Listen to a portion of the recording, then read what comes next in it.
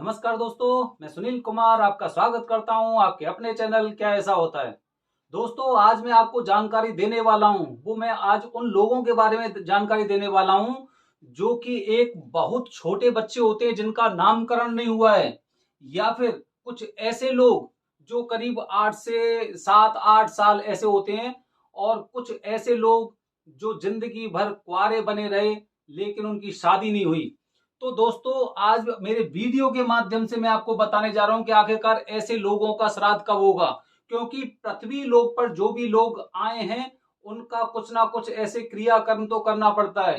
कौन सी तिथि में होता है, किस दिन उनका श्राद्ध होता है, और उसके साथ एक और महत्वपूर्ण जानकारी कि आप में से बहुत कम लोग ऐसे जानते होंगे कि जैसे हम अपने घर में कुछ पालतू जानवरों को रखते हैं। पहले का समय था, ग्रामीण भारत था, शहर बहुत ज्यादा कम थे और हर इंसान के घर में गाय भैंस और बकरियां होती थी। कुछ लोग कुत्तों को भी पालते थे। तो दोस्तों, कब होता है उनका श्राद्ध, क्योंकि हमारी जिम्मेदारी बनती है, क्योंकि वो घर के सदस्य जैसे हो जाते हैं। अब वो जानवर हमने पाले हैं तो इसका मतलब ये है कि उनका पूरा इंतजाम हम लोगों ने किया है। उनका खाने पीने से लेके और रहने तक का इंतजाम किया है। गांव में हमने देखा था कि जो लोग गाय वगैरह पालते थे, भैंस वगैरह पालते थे, कुत्ते पालते थे, बकरियां पालते थे, तो सर्दियों में उनके लिए अलग इंतजाम करते थे। उनके ऊपर कुछ कपड़े रखते थे जिससे कि उन्हें सर्दी ना लगे। खाने पीने का समय समय पर इंतजाम होता था। बिल्कुल ऐसी सेवा होती थी जैसे किसी बच्चे की होती है। तो हमारी जिम्मेदारी बनती है कि जब ऐसे जो जानवर होते हैं उनका भी हम लोगों को श्राद्ध के समय नाम लेना चाहिए, उनका नाम लेना चाहिए। तो दोस्तों, आज मेरे वीडियो के माध्यम से मैं आपको बता रहा हूं कि वो जो तिथि है जिस दिन हमें ऐसे चीजों का, ऐसे लोगों का, ऐसे जानवरों का श्राद्ध करना चाहिए, वो तिथि होती है प्रदोष की। प्रदोष वाले दिन, प्रदोष मतलब त्रयोदशी वाला जो दिन होता है, उस दिन ऐसे लोगों के लिए श्राद्ध करते हैं जो छोटे हों, जिनका नामकरण नहीं हुआ हो। बहुत से बच्चे ऐसे होते हैं 6 दिन के, 7 दिन के, 8 दिन के, उनका नाम रख देते हैं। काफी जगह ऐसा होता है जैसे महीने या सवा महीना के बाद उनका नाम रखा जाता है।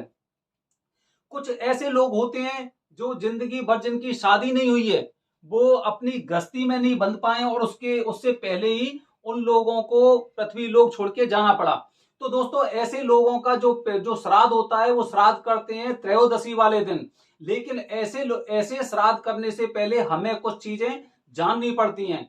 जैसे कि जब भी हम श्राद्ध करते हैं तो श्राद्ध से पहले जो तर्पण या पिंडदान होता है, उसमें सबसे पहले, विशेष रूप से बता रहा हूं आपको, सबसे पहले हमें उन लोगों का नाम लेना चाहिए जिनका हम घर में श्राद्ध करते हैं। जैसे कि अगर हमारे घर में पिताजी का या दादाजी का श्राद्ध हो रहा है, तो सबसे पहले जो पानी दिया जाता है वो दादाजी के लिए दिया जाता है। फिर उनके बाद उनके पिताजी का नाम लिया जाता है, और फिर उसके बाद जाने अनजाने जितने लोग हैं जिनका नामकरण नहीं हुआ या फिर नामकरण हुआ है, शादी नहीं हुई है, उनका मनन करके, उनका नाम लेके और उनका श्राद्ध किया जाता है। इसमें जैसे जानवर हो गए, जानवरों का भी श्राद्ध होता है। और उसमें पता है क्या होता है? उसमें यह होता है कि जैसे कि धर्म के 4 पिंड होते हैं, धर्म के 4 पिंड।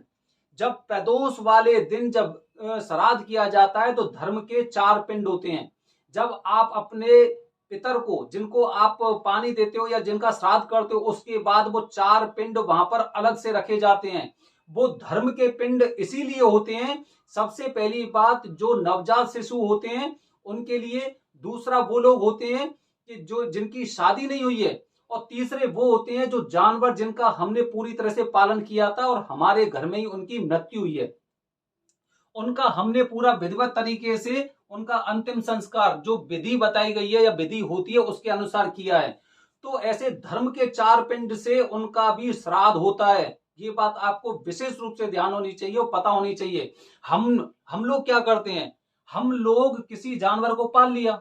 अब पालने के बाद भाई उसे खिलाया पिलाया, और उसके बाद जैसे ही उसकी किसी कारणवश अगर उसकी मौत हो गई तो उसके बाद हम लोग उसे भूल जाते हैं। ये हमें बहुत गलत कार्य करते हैं कि भूल जाते हैं। जब भी श्राद्ध होता है तो हमें इन चीजों का विशेष ध्यान रखना चाहिए कि भाई वो भी हमारे घर का सदस्य बना था, उसकी भी आत्मा हम लोगों से, हमसे प्यार करता था, लाड प्यार करता था, जब भी हम बुलाते थे हमारे पास आता था वो। तो इसीलिए आपने देखा होगा बहुत सी गाय ऐसी होती हैं जो केवल किसी उस घर के किसी एक आदमी को दूध देती हैं, और किसी को दूध नहीं देती वो, और वो ऐसे ही पीठ थपथपा के बैठता था उसके नीचे और एकदम दूध देने लग जाती थी वो गाय।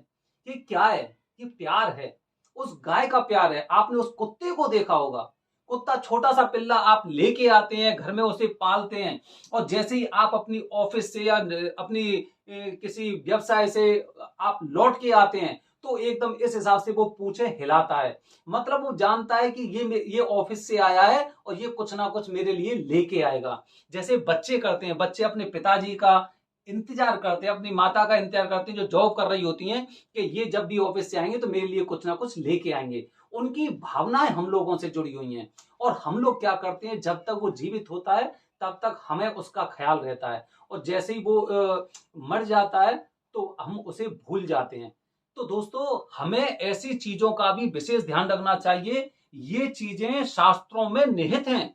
अगर आप गरुड़ पुराण की बात करेंगे, विष्णु पुराण पढ़ेंगे, तो वहां पर ये सारी चीजों का जिक्र दे रखा है। हम लोग जितनी चीजें सुनते हैं उनमें से 10% पे विश्वास करते हैं और उसके बाद हमें पता ही नहीं होता है ये चीजें, क्योंकि सारी चीज आत्मा का खेल है। आत्मा हमारी कौन कौन सी योनि से गुजर के आ रही है, कौन कौन से जीवन हमने जिए हैं, वो सारी चीजें दोस्त। तो इसीलिए आपको इन चीजों का विशेष रूप से ध्यान रखना चाहिए, क्योंकि स्थिति ऐसी होती है कि वहां पर आपको कुछ जाने अनजाने में कुछ चीजें झेलनी पड़ जाती हैं जब वो चीजें विधिवत तरीके से नहीं होती हैं। तो दोस्तों, इस चीज को हमेशा ध्यान रखें, त्रयोदशी वाले दिन हमेशा और अवश्य श्राद्ध करना चाहिए आपको, क्योंकि ऐसा श्राद्ध करने से जो आत्मा आपके साथ जुड़ी हुई थी वो भी आपको आशीर्वाद देकर जाती है। दोस्तों, आने वाली वीडियो में मैं आपको बताने जा रहा हूं एक विशेष बात। आपने देखा होगा पितृपक्ष में कभी कभी एक विशेष दिन बारिश हो जाती है। बारिश का क्या महत्व है, और बहुत सी बार तो मैंने ऐसे देखा है, अपने घर परिवार में ही मैंने देखा है कि जैसे ही हमारे दादाजी का श्राद्ध होता था उस दिन बारिश अवश्य होती थी। क्या महत्व है इस चीज का, मेरे आने वाली वीडियो से आप बने रहें, उसमें मैं आपको पूरी जानकारी दूंगा। धन्यवाद दोस्तों, जय हिंद, जय भारत, हर हर महादेव।